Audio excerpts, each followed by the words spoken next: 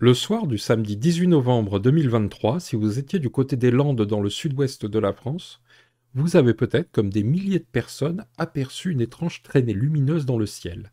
Un truc bizarre. Moi j'ai dit bizarre, bizarre, comme c'est étrange. Traînée lumineuse pour certains ou boule blanche grandissante pour d'autres, les réseaux sociaux s'interrogent. Phénomène atmosphérique, météorite, ovni. La réalité est tout autre et a été entièrement filmée.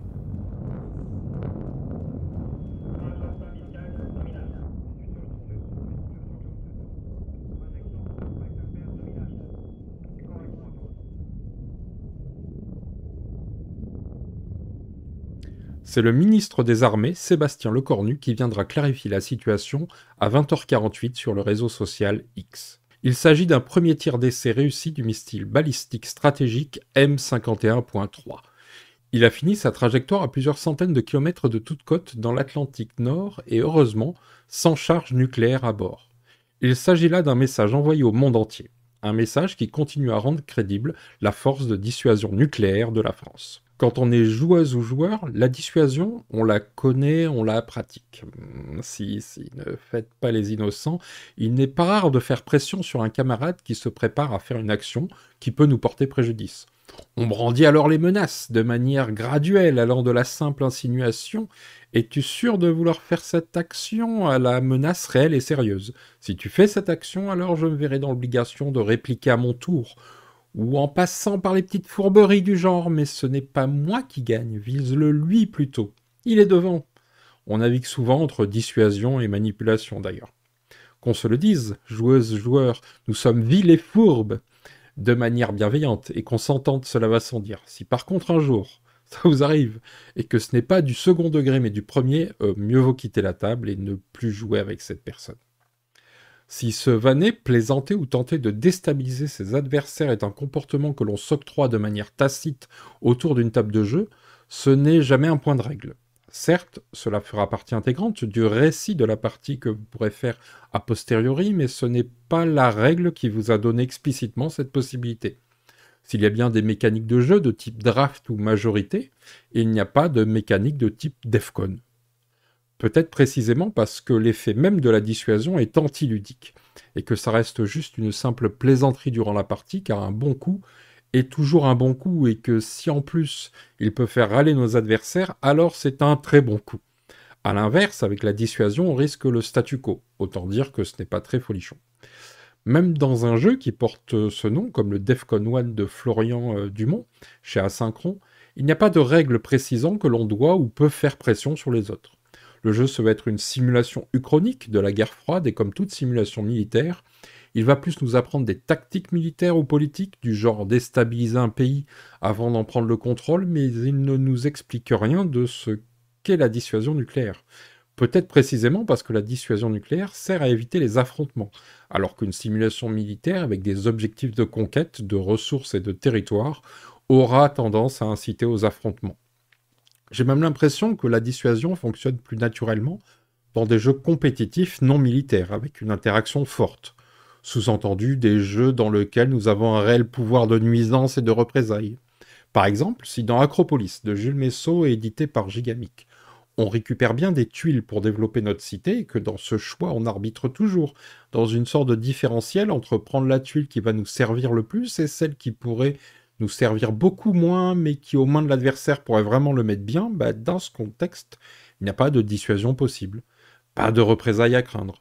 Tout au plus un petit « ta cité est moins jolie que la mienne » en fin de partie, qui venant d'un perdant sonnera plus comme la déclaration amère d'un architecte sans talent que celle d'un ingénieur des ponts et chaussées. Donc clairement, ce n'est pas le travail des autrices et auteurs de jeux qui m'aide à comprendre la dissuasion nucléaire, ni ce qu'elle représente, ni le contexte géopolitique auquel elle se rattache, ni comprendre ce monde-là d'ailleurs. Finalement, ce sont mes propres comportements et celui des autres autour d'une table de jeux qui peuvent m'y aider. Certes, il n'est pas nécessaire de pratiquer les jeux de plateau pour comprendre ce qu'est la dissuasion nucléaire, ni ses enjeux, ni d'être pour ou contre d'ailleurs, juste de la comprendre. Moi, j'ai commencé à la comprendre il y a presque 30 ans, en 1996. J'ai à peine 18 ans et à la télé, il y a ça. CRT. C'était donc hier soir à 22h30, heure de Paris, le 6e essai nucléaire français sur l'atoll de Fangatofa, à 40 km au sud-est de Mururoa. Ce n'était pas que dans les films, ce n'était pas que les Américains, c'était aussi la France. Le premier essai, du nom de code de Gerboise Bleue le 13 février 1960, a fait de la France la 4e puissance nucléaire, après les USA, l'Union soviétique et le Royaume-Uni. Le dernier essai, effectué le 27 janvier 1996, a quant à lui laissé sa place à des essais par simulation et autres expériences de fission et de fusion à très petite échelle. Si l'on peut se dire que peut-être cette puissance nous a évité, ou nous évite encore, de subir une invasion militaire sur notre territoire, et avant de s'enorgueillir d'une telle arme, il est bon aussi de rappeler qu'elle traîne dans son sillon son lot de scandales d'État, comme l'affaire du Rainbow Warrior en 1985, avec la mort d'un militant Greenpeace tué par les services secrets français, ou la radioactivité qui a touché plus de 110 000 personnes, d'après les documents déclassifiés, sans oublier les dégâts sur l'environnement et la menace qu'une telle arme fait peser sur l'humanité.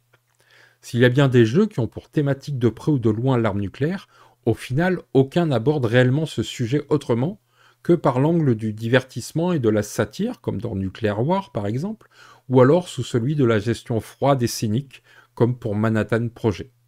Oui, thématique ne veut pas dire avoir un propos. Beaucoup de personnes font l'erreur en confondant les deux. Peut-être parce que les jeux dont la thématique est en phase avec le propos sont aussi terriblement efficaces. Pourtant, on a plus souvent l'un sans l'autre que l'un avec l'autre. Selon moi, ce sont des choix autant artistiques que de game design. Je ne dis pas que tous les jeux de société doivent avoir un propos. Non, ils peuvent se contenter d'être juste efficaces en tant que simple divertissement. Mais les jeux qui dépassent le stade d'objet ludique sont ceux qui ont un propos, parce qu'ils peuvent justement exister autrement que par le simple prisme ludique. Au cinéma, par exemple, j'ai beaucoup d'admiration pour John Carpenter, très certainement un de mes réalisateurs préférés. Il est difficile de nier que ses œuvres sont de très bons divertissements. De The Thing à Ghost of Mars, en passant par Halloween, New York 1997 ou mon préféré Invasion Los Angeles, ce sont tous de grands moments de divertissement. Et pourtant, derrière chacun se cache un propos. Une critique du capitalisme et du pouvoir politique ou religieux. C'est peut-être pour ça d'ailleurs que j'adore ces films, car ils me parlent. Toujours est-il que le divertissement n'est pas un frein aux propos d'une autrice ou d'un auteur. N'en déplaise à Bob Iger, le PDG de Disney, et à ses récentes déclarations lors du Dealbook Summit, un forum organisé par le New York Times. Les créateurs ont perdu de vue ce que devait être leur objectif numéro 1. Nous devons d'abord divertir, il ne s'agit pas d'envoyer des messages politiques. Si Disney a réellement eu un virage progressiste au début des années 2000, c'est surtout sa surexploitation massive et routinière d'un même contenu qui a conduit à un désamour de plus en plus grand de la part du grand public. La première fois en quasi 10 ans qu'aucun film Disney n'arrive à être milliardaire au box-office mondial, hors pandémie Covid. Un essorage de licence qui a certainement eu des répercussions sur toute l'industrie cinématographique et qui peut faire craindre la même chose si l'on le compare au secteur jeux de plateau et à la même tendance chez certains éditeurs. Quand on finit par n'avoir toujours que la même saveur en bouche, on finit par s'en détourner au profit de celles et ceux qui proposent quelque chose de nouveau et de plus excitant. Dans un monde de concurrence des loisirs, c'est un pari risqué quand même. Si je prends un jeu récent comme Nucleum de Turkcell et Luciani, édité par Board & Dice, par exemple. Si ce qui m'a attiré, c'est la promesse véhiculée par son thème uchronique, la découverte du nucléum au XIXe siècle, engendrant une révolution technologique, faisant passer la petite région allemande de la Saxe du charbon au nucléaire, sans passer par la case pétrole et gaz naturel. Ma déception, car le jeu n'ira jamais plus loin que sa thématique de façade, simple outil marketing. Le jeu ne raconte rien alors que l'une des promesses les plus belles de l'Uchronie est justement de raconter quelque chose de nous-mêmes, ou du monde qui nous entoure, à partir d'un événement divergent. Actuellement, on a justement une vraie proposition aussi divertissante que pleine de réflexions sur la place des uns et des autres dans notre société avec For All Mankind, créé par Ronald D. Moore et diffusé par Apple TV+. Une uchronie qui raconte ce qui se serait passé si l'Union soviétique avait été la première à mettre un pied sur la Lune. Un événement qui va permettre de contribuer la course à l'espace et obliger un changement profond de la société américaine dans son ensemble. Au-delà de la qualité de cette série, qui est en tout point de très haut niveau, c'est surtout sa manière de nous interroger sur notre monde que j'ai trouvé passionnante. Dans cette série, on nous conte une version presque utopique de ce que pourrait être notre société en opposition à notre réalité qui, pour le coup, est une dystopie. C'est juste malin et parfaitement maîtrisé. La saison 4 vient juste de commencer et c'est l'occasion rêvée de vous y plonger. Dans Nucleum, pas de point de vue, pas de propos. Tout est désincarné, à commencer par nous, les joueuses et joueurs. Si nous sommes censés être des industriels avides de réussite en plein boom économique, il n'en est réellement rien. Nous sommes juste de simples lettres A, B, C ou D sur un plateau personnel pour marquer la symétrie. Pourtant, ça tient pas à grand-chose. Il suffit de remplacer ces lettres par un nom ou une illustration pour commencer à incarner une personnalité, à raconter quelque chose, à ce que nous, joueuses et joueurs, puissent se raconter quelque chose. Cela participe au récit que nous allons vivre, à l'expérience ludique que nous allons vivre. Le jeu se veut froid et mécanique, sans parti pris ni propos.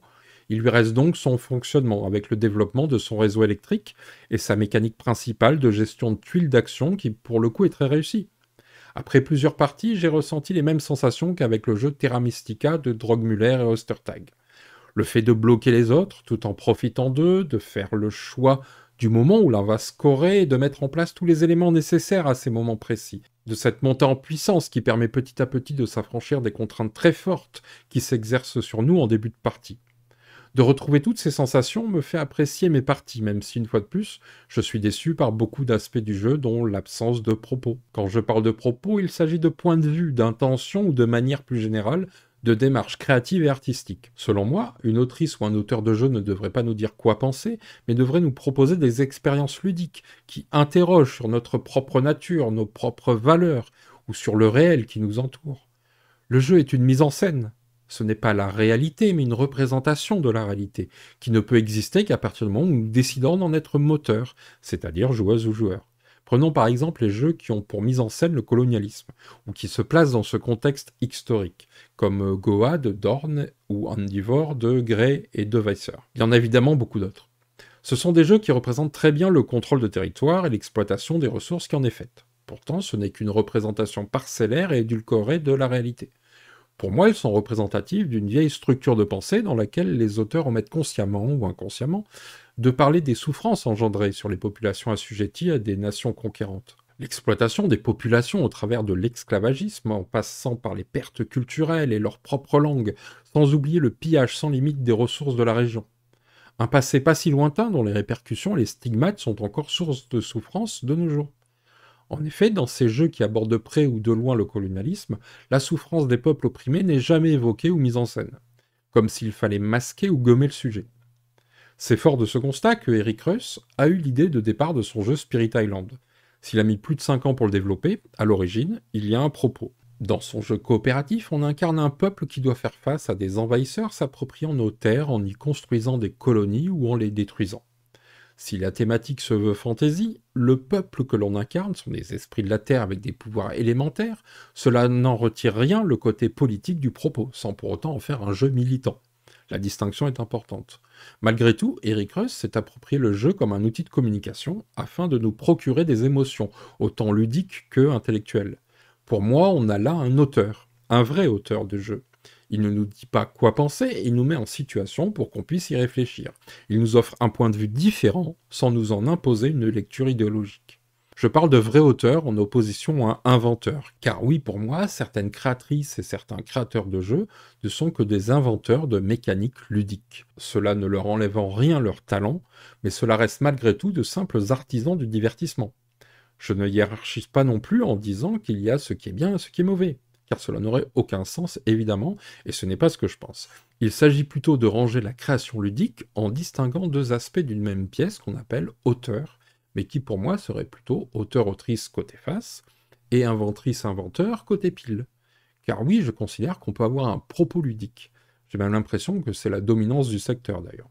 Des jeux avec soit un propos ludique, soit avec une absence de propos, tant ludique que artistique, que je pourrais qualifier de simple objet de pollution consumériste, mais c'est pas le sujet. Si tant est qu'il y a un sujet à cette vidéo, évidemment. C'est quoi un propos ludique, me direz-vous ? Par exemple, c'est le jeu du doigt, de Turpin et Siriex, édité chez Lumberjack Studio. C'est un petit jeu d'ambiance que j'aime utiliser parfois comme moquerie pour le symbole qu'il peut représenter de cette industrie qui, en voulant courir à tout prix dans tous les sens, finit par se perdre, alors même que cet éditeur avait à ses débuts un propos éditorial fort. Dans le podcast de la chaîne On Joue-tu du 17 novembre 2023, Benoît Turpin, un des auteurs du jeu, explique la démarche à l'origine du jeu et le développement qui en a suivi. Si à titre personnel le jeu ne m'a pas convaincu, il y a malgré tout un propos ludique de la part des deux auteurs. Selon moi, l'échec commercial est plus à mettre au crédit de l'éditeur qui n'a pas su définir correctement la cible d'un tel jeu, et donc à communiquer de la bonne manière dessus. Si on en revient à notre pièce à deux faces, il y a quelque chose qui m'a toujours amusé, façon de parler, et c'est là qu'on va atteindre le point Monopoly de la vidéo. En 1904, Elizabeth Magie dépose le brevet du jeu The Landlord Game, que l'on peut traduire par le jeu du propriétaire foncier. Ce jeu deviendra plusieurs décennies plus tard le fameux Monopoly. Quand elle crée son jeu, c'est pour démontrer les conséquences de l'accaparement des terres qui deviennent des rentes pour les propriétaires fonciers en les enrichissant tout en appauvrissant les locataires.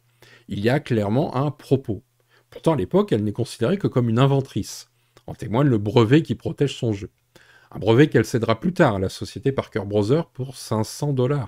Une broutille au vœu des ventes déjà faramineuses du Monopoly à ce moment-là. Mais d'après plusieurs sources, Elizabeth Magie a bien conscience de céder son brevet pour rien. Pour elle, ce qui compte, c'est que le jeu soit diffusé le plus possible et au plus grand nombre. Ce qui compte, ce n'est pas de s'enrichir, mais plutôt le message du jeu. Son message, son propos. Et si l'on en croit le rapport de l'ONG Oxfam, publié début décembre 2023, qui s'intitule « Logement, inégalité à tous les étages », 3,5% des propriétaires détiennent la moitié du parc immobilier locatif français. Dans un contexte de crise du logement qui touche de plus en plus de personnes et dans laquelle la France s'enlise, les propos d'il y a plus d'un siècle d'Elizabeth Magie n'ont jamais autant résonné qu'aujourd'hui. Pour en revenir à ce qui m'a toujours amusé, c'est qu'Elizabeth Magie a été considérée comme une inventrice, alors que c'est sans l'ombre d'un doute une autrice. Quand de nos jours, bon nombre de créateurs ou créatrices se revendiquent auteurs ou autrices, alors qu'ils ne sont rien d'autre que de simples inventeurs. Ironie, quand tu nous tiens. L'ironie, c'est que parfois ces autrices, ces auteurs, ces jeux ne sont pas mis en avant à leur juste valeur, comme s'il ne fallait surtout pas avoir de propos, comme si le jeu était un médium hors du temps et de la société. Un produit culturel qui ne s'assume pas comme pouvant être autant un divertissement qu'un outil de réflexion. Comme si un jeu n'était qu'un jeu, à l'instar d'une célèbre émission de télévision qui essaye de nous convaincre que la télé, ce n'est que de la télé. Ou comme le patron de Disney, Bob Iger, qui appelle ses créateurs à se concentrer sur le divertissement, pas sur le message, pour le coup politique. Pourtant, si on regarde la production du Disney Cinematic Universe, entre les animés, les films Marvel ou Star Wars, ils ne racontent plus rien. Le problème n'est pas tant le message qui pourrait nuire au divertissement, c'est l'absence de message et de divertissement. À choisir la quantité à la qualité, ils ont fini par lasser et par devenir la caricature d'eux-mêmes, en resservant ad nauseam les mêmes recettes. Si cela a fonctionné pendant 20 ans, depuis 1 an, l'empire vacille. Un constat que l'on pourrait faire côté jeux de société, qui a vu ces dernières années son secteur exploser avec la multiplication des sorties, toujours plus nombreuses, avec parfois quelques belles propositions, mais noyées dans une masse de recettes ludiques éculées qui, s'ils changent parfois d'emballage, n'ont de cesse que de nous refourguer les mêmes saveurs et encore et encore. Y a-t-il si peu de créativité que l'on soit obligé de sortir autant d'itérations d'un même jeu ? Big Box et version collector par-ci, Marvel, Pokémon et version Disney par-là.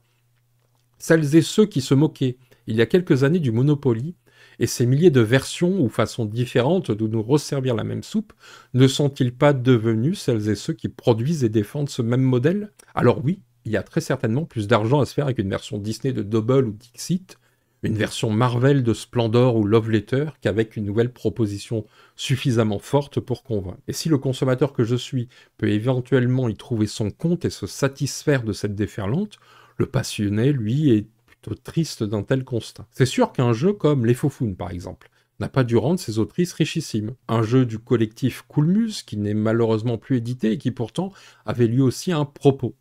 Revaloriser l'image de la vulve et offrir un support pour débattre de la représentation du corps féminin. Dans le contexte actuel, notamment l'impact de la pornographie sur les jeunes, le jeu aurait encore toute sa place. C'est un jeu que j'aime bien citer en exemple car il est très symbolique de l'opposition qui peut être faite parfois entre le ludique et le propos, comme si l'un ne pouvait aller sans l'autre, car c'est un jeu qui n'a pas laissé indifférent à sa sortie. Surtout celles et ceux qui n'y ont pas joué d'ailleurs. Décrié autant pour son propos que pour son parti pris artistique, autant que pour sa mécanique principale, le memory, considéré comme trop simpliste pour pouvoir proposer une véritable expérience ludique digne de ce nom.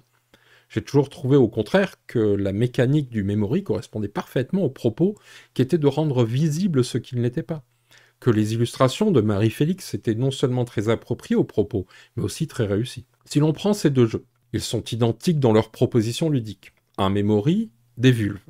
La différence entre les deux, avec ou sans propos. Et oui, ça change tout d'avoir un propos. Je ne dis pas que l'aspect mécanique n'a pas de valeur, même si je ne fais pas partie de celles et ceux qui ne jurent que par ça, et qui considèrent l'objet ludique uniquement par ce prisme. Je considère que c'est un tout, mais si c'était un véritable défaut, alors il y aurait pas mal de propositions ludiques récentes qui mériteraient une même bronca. En tout cas, pour les créatrices du jeu, la mécanique n'était pas l'intérêt réel du jeu. C'était surtout de permettre et créer la discussion autour de la table, de marier l'art et le féminisme. Dans son essai « Le regard féminin », la journaliste et critique de cinéma Iris Bray décortique le cinéma et la manière dont le corps des femmes est cadré, morcelé, filmé. Elle propose, comme le collectif Coolmuse, une façon de filmer, de montrer les femmes sans en faire des objets. Une proposition qu'elle a mise en pratique d'ailleurs très récemment avec sa série en 5 épisodes, Split, diffusée sur France TV. Une série très réussie que je vous recommande. Ce sont des épisodes assez courts et c'est très intéressant de voir la mise en pratique du fameux regard féminin. Avec tous ces exemples de jeux qui ont des propos, ce que l'on remarque, c'est qu'ils vont au-delà du simple divertissement. Ils nous invitent à réfléchir sur le monde, à questionner nos valeurs et notre rapport à la société. Ils nous offrent un reflet culturel du lieu et du moment où ils ont été produits. Des marqueurs autant de la culture ludique et de son évolution que des marqueurs d'une époque. Tout comme la communication du gouvernement au sujet du tir d'essai du missile M51.3 est un marqueur de notre temps. S'il rappelle de manière indirecte au monde que notre dissuasion nucléaire ne date pas d'il y a 20 ans, il nous rappelle à nous, citoyens, de manière plus directe que les tensions internationales sont plus que sérieuses. Il faut se rappeler que dans les premiers mois de la guerre en Ukraine en 2022, le président Vladimir Poutine a menacé de se servir d'armes nucléaires. Après, c'est à chacun de se faire une opinion sur le bien fondé de tout ça. Toujours est-il que si l'on considère qu'une invasion par le sol est peu probable actuellement, les menaces, intimidations et agressions directes ou indirectes se multiplient, notamment les cyberattaques. Si par le passé elles étaient plutôt rares, silencieuses ou bon enfant, ce n'est plus vraiment le cas. Dans un monde hyper connecté, la cybercriminalité n'a jamais été aussi active et dangereuse. Sans parler d'une sorte de cyberguerre que les États se livrent en arrière-plan et dont nous pouvons être victimes collatérales. D'après le rapport Security Navigator 2024 d'Orange Cyberdéfense, la branche dédiée à la cybersécurité d'Orange, la cyberextorsion atteint des records avec une hausse mondiale des victimes de plus de 46%. On appelle cyberextorsion le mode d'action qui vise à extorquer de l'argent à une victime par le biais d'une action de type cyber. Chiffrement des données, divulgation de données confidentielles, blocage des accès, etc.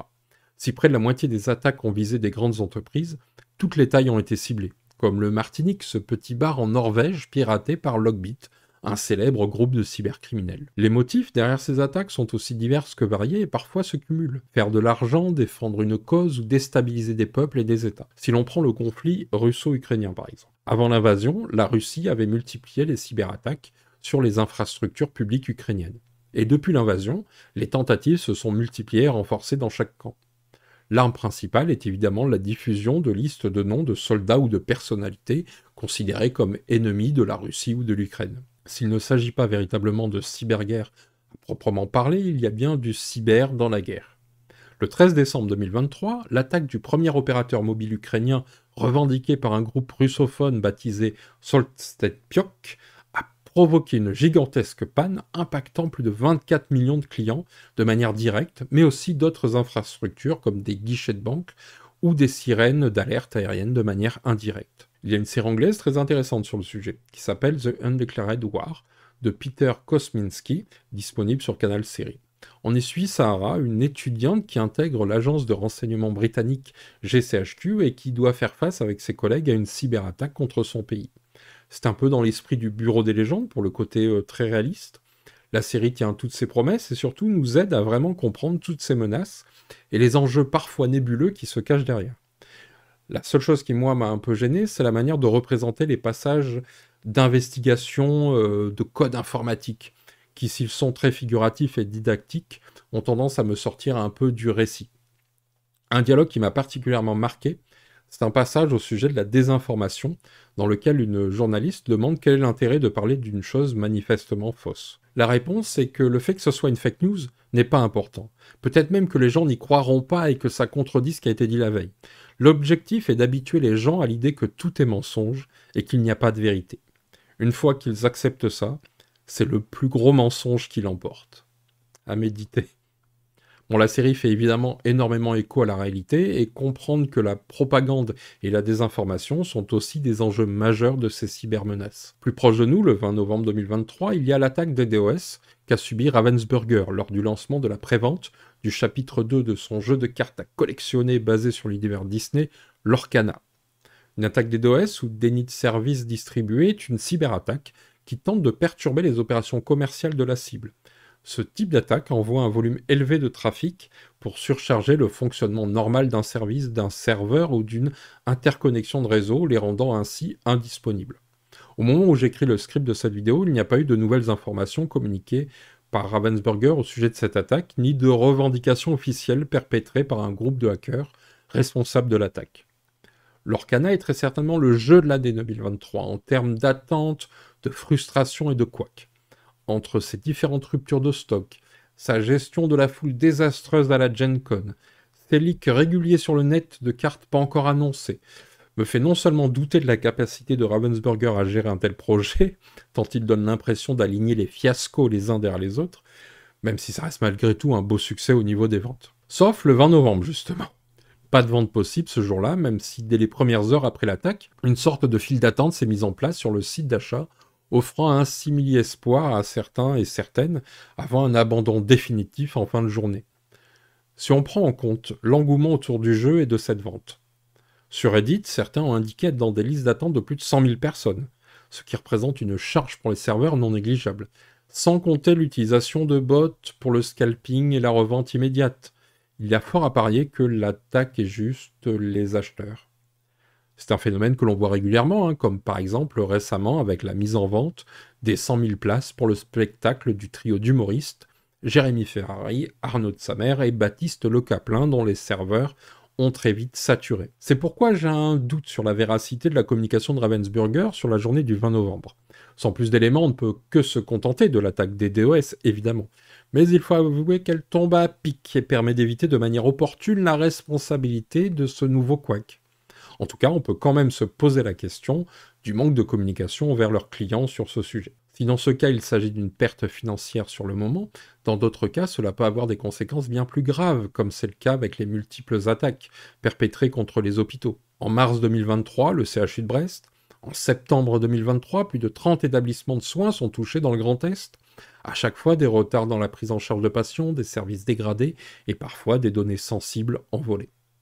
S'il y a quelques années, c'était surtout les militaires et les banques qui étaient visés, aujourd'hui ce sont toutes les filières qui sont concernées. Dans un contexte géopolitique tendu, les divers conflits dans le monde s'exportent non seulement hors de leurs frontières, mais peuvent impacter tout et n'importe quoi, comme ce malware de cyberespionnage Litter Drifter, développé par le groupe russe Gamma Redon, proche du FSB, donc les services secrets russes, prévu initialement pour cibler uniquement l'Ukraine et qui maintenant se retrouve dans la nature, ayant totalement échappé au contrôle de ses créateurs. Les attaques terroristes perpétrées par le Hamas le 7 octobre 2023 en Israël ont eux aussi eu un impact considérable sur les cybermenaces.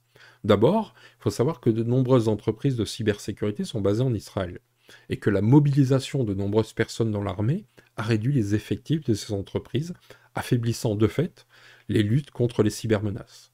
Ensuite, car ce conflit s'est étendu à toute la planète, avec des conséquences inédites, comme ce piratage du système de traitement de l'eau dans le Morbihan par des militants pro-palestiniens juste parce que l'appareil est fabriqué par Israël. Oui, même les exploitations agricoles ne sont pas épargnées. Et que dire de l'attaque contre l'Assemblée nationale le 18 novembre 2023 ou de ces centaines d'employés au chômage technique du côté de Marmande et Foguerolles en Lot-et-Garonne suite à une cyberattaque le 8 décembre. Bref, le tableau n'est pas réjouissant. Si on a vu en début de vidéo qu'au niveau de la dissuasion nucléaire, on avait du répondant, qu'en est-il de notre cyberdéfense ? C'est le ComCyber, le commandement de la cyberdéfense, placé sous l'autorité du chef d'état-major des armées, qui rassemble depuis 2017 l'ensemble des forces de cyberdéfense des armées françaises, sous la direction actuellement du général Division Aymeric Bonnemaison. Le modèle français de cyberdéfense repose sur un système qui sépare strictement la défense d'un côté, avec l'Agence nationale de la sécurité des systèmes informatiques ANSSI, pour la cyberprotection, et le côté offensif avec le ComCyber de l'autre. Actuellement, au nombre de 3700, l'effectif devrait atteindre les 5200 cybercombattants à l'horizon 2025. D'après les chiffres de la filière de cybersécurité, la France comptait 52 000 emplois en 2021 et a pour objectif d'en créer 37 000 de plus d'ici 2025. C'est dans ce contexte que le gouvernement mène une campagne nationale afin de pallier la pénurie de compétences dans la cybersécurité. Et c'est le 13 novembre 2023 qu'un communiqué de presse nous annonce le lancement de la campagne nationale Demain spécialiste cyber pour faire découvrir et sensibiliser aux métiers dits cyber à destination des élèves de collège et de lycée. Une campagne co-créée par l'ANSSI, donc le ministère de l'Éducation nationale et de la jeunesse, ainsi que le campus cyber, et tout ceci avec le soutien de France Télévisions. Cette campagne comporte notamment un site web, des affiches, un spot télévisé, le lancement d'une plateforme OSINT, c'est-à-dire de la recherche en open source, et surtout le déploiement national de Cyberenjeux. Cyberenjeux, c'est quoi exactement? C'est ça. Un outil pédagogique innovant, conçu pour former les élèves aux enjeux de la cybersécurité par la création de jeux par les élèves eux-mêmes. Oui, pour faire simple, c'est un kit complet pour faire des protos de jeux. Vous avez tous les liens en description, si vous êtes curieux du contenu de ce kit. Je trouve cette approche très intéressante. Pas forcément le discours qu'il y a derrière, mais la proposition créative qu'il y a devant. Voir le jeu de société comme un outil, rien de nouveau à l'horizon. On peut prendre comme exemple le wargame, qui naît dans la Prusse du XVIIIe siècle, qui à l'époque s'appelle le Kriegspiel, littéralement jeu de guerre, et qui au départ se base sur les échecs, avant que les cases laissent apparaître des villages et des forêts, ou que les pièces de l'échiquier ne deviennent artillerie, cavalerie ou infanterie. Pour l'historien Antoine Bourguillot, un wargame, c'est un outil qui permet d'appréhender des situations de conflit pour essayer de s'y préparer mentalement. Si le wargame n'a jamais cessé d'exister, d'être pratiqué chez les militaires, c'est le New York Times qui nous explique début 2023 comment la double offensive ukrainienne réussie de Kherson et Kharkiv de fin 2022 a été préparée par les états-majors ukrainiens et américains pendant l'été, en simulant les divers scénarios possibles en jouant à leur wargame. Il faut savoir que l'armée française aussi a son propre wargame, qui prend en compte la cyberdéfense et la guerre spatiale par exemple. On parle bien d'un jeu aux règles denses et complexes bien entendu. Mais ce n'est pas ce qui est demandé aux élèves de collège et de lycée. Ce qui leur est proposé, c'est de créer des jeux. Les livrets d'accompagnement sont pour le coup très bien faits. Ils décrivent non seulement tout le parcours créatif lié à la conception d'un jeu de société, mais ils abordent aussi l'après, c'est-à-dire la promotion. Ce qui est intéressant, c'est de voir les divers exemples proposés autour de jeux connus, de leur mécanique principale et des outils qui peuvent en découler. Même si derrière il y a un objectif qui est de promouvoir la cybersécurité et qu'il est fort probable que beaucoup de créations ne soient que des jeux rethématisés, version Matrix, il y a la possibilité de voir émerger des vocations créatives d'autrices et d'auteurs en devenir. D'abord, de voir le jeu de société pas uniquement sous l'angle d'un loisir futile ou d'un outil d'apprentissage, mais aussi comme celui d'une représentation micro de divers aspects de notre société. Peut-être même qu'ils vont pouvoir se saisir de ce médium comme d'un outil de communication et artistique, en faisant ce que de trop nombreuses créatrices et créateurs de jeux ont oublié aujourd'hui, ne pas faire la mécanique la plus simple pour la vendre au plus grand nombre, mais utiliser la mécanique la plus simple pour se raconter au plus grand nombre.